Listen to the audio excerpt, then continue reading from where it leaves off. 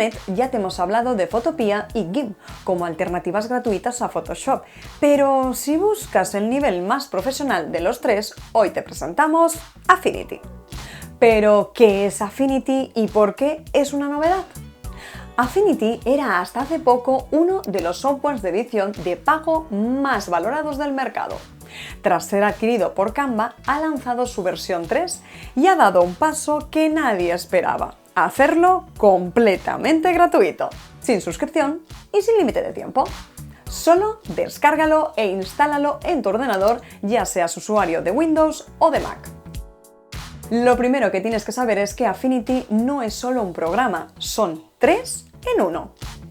Pixel Studio es el equivalente a Photoshop, ideal para retocar fotos y crear miniaturas. Vector Studio sirve para crear logos y elementos vectoriales como Adobe Illustrator. Y por último, Layout Studio se utiliza para maquetar banners, guías en PDF o diseños más complejos. Puedes saltar entre las tres sin cerrar la aplicación, lo que hace el flujo de trabajo mucho más rápido.